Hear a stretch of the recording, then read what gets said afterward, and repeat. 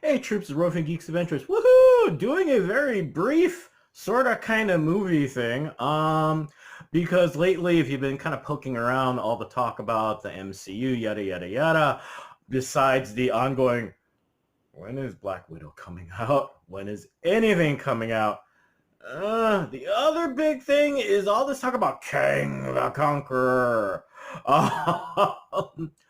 Um, to which kind of like the first time Thanos appeared in the MCU, that first moment of "Ah!" a lot of people going, who? Who? Except it's leaving more extreme. Because even I had to remember, okay, Kang, doesn't Kang wear like the hood and the purple and the green thing and stuff? Um, for those of you wondering, Kang is one of those kind of funky characters, at least lately, I guess, would be a better way of looking at it. Because if you look across the vast amount of stuff, not just the movie wise, TV wise, I'm talking everything, even in the comic books and stuff. I guess the best way to view Kang the Conqueror and where he's kind of fitting in the uber name category of villains. Look at action figures, okay? Thanos, oh god, all over the place.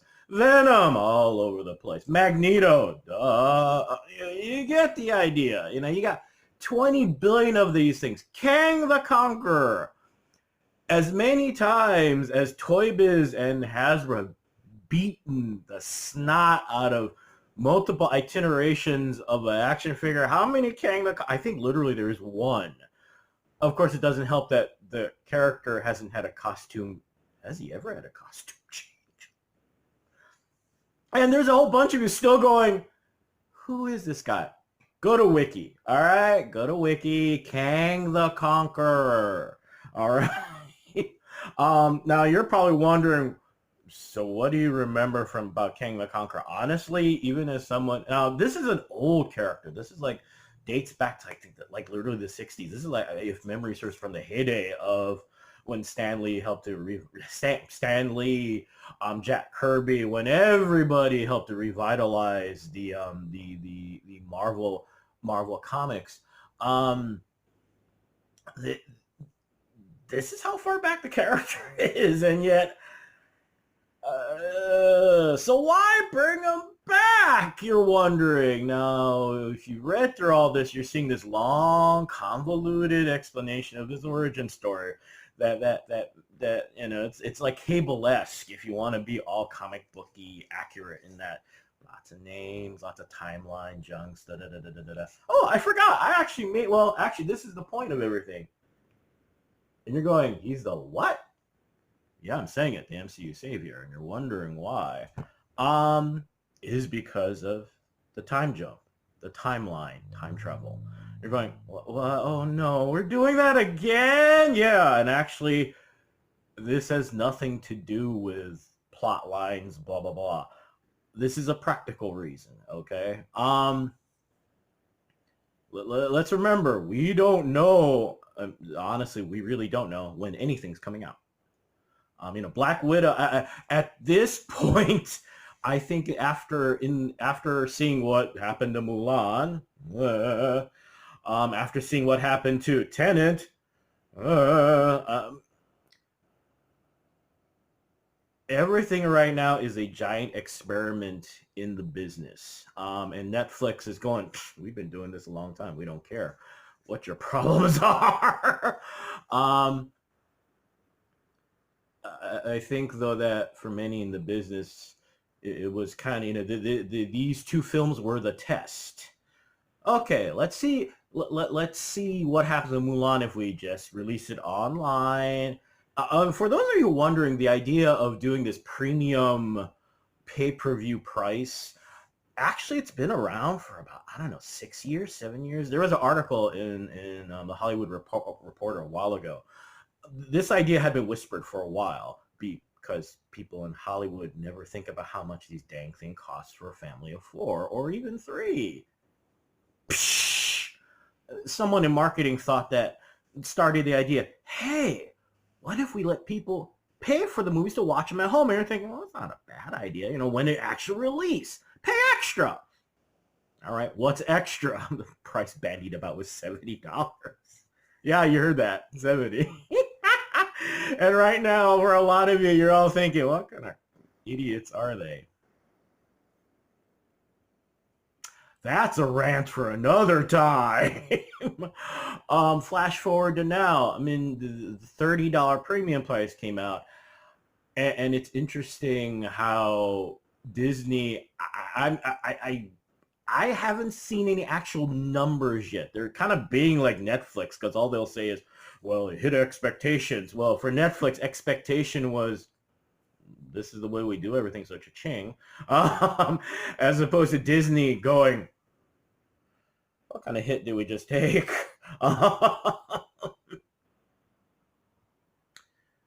So flash forward a little bit to Tenet, where the hope that, okay, you know, theaters are sort of kind of open, and how bad can it be? Pretty bad, apparently. So now I know Wonder Woman's been pushed back to December. Black Widow, Disney's still going. Now you're wondering, with all this babbling, what the heck does this have to do with?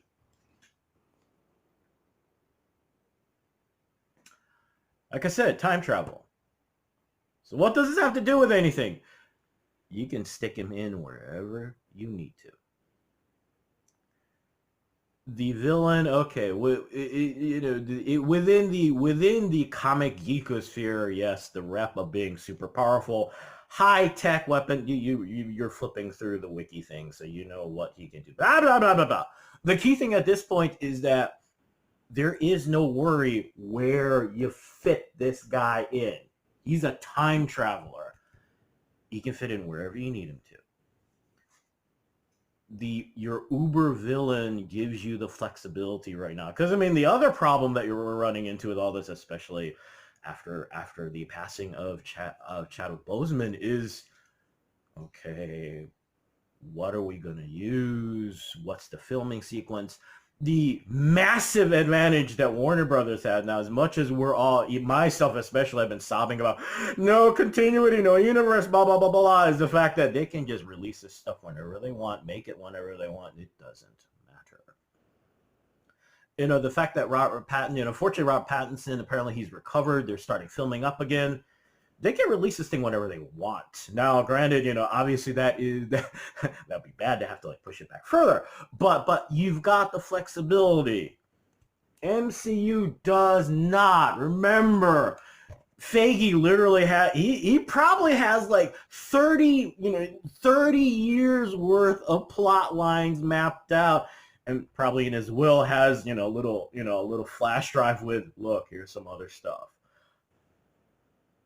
Now, yes, release dates are all up in the air, blah, blah, blah, blah. But nonetheless, there is this line, which is what makes the MCU so special, wonderful, blah, blah, blah. And what makes all of this so catastrophic is the fact that stuff's got to come out in a particular order. If not, none of this makes sense. Which is why having Kang as a villain isn't just a matter of, the fun thing that the MCU has done is, because of Guardians of the Galaxy, because of Ant-Man and the Wasp, these other characters that aren't as big a names as Thor, etc., etc. The strength of it has been the fact that you can introduce these characters. They're fresh, they're wonderful, they're powerful, and they make them really cool. So, Kang in that respect is tailor-made for all of this. But because of the flexibility in the character, because of this time traveling thing with the character, gives them a chance to just kind of plug and play. Now, hopefully that doesn't create a disaster, inconsistent stories and, all this inconsistency in general, but gives them something to work with. Hopefully. So there you go. Yeah, I'm sorry. This isn't the most exciting thing, but I mean, this just kind of dawned on me, why. I personally am looking forward to Kang. Like I said, I mean, even as a comic book fan, you know, that moment of, wait, Kang? Wait a minute, what? Oh, yeah, Kang. But this is another reason, actually, in many ways, might be also the most important one for them. To use Kang gives them a chance to actually work out how all this is going to fit in as much as they can. So there you go. I'm sorry, this is really kind of boring and lame, but just something popped in my head, and because I'm a geek, I overthink things as I wake up and I have lots of coffee. So anyway, y'all have a good rest of the weekend. May the force be with you. May the odds be in your favor, especially when you're trying to keep your giant multi-bajillion-dollar movie license from sinking. Y'all take care, all right? And be good to each other. Always. Peace. Bye.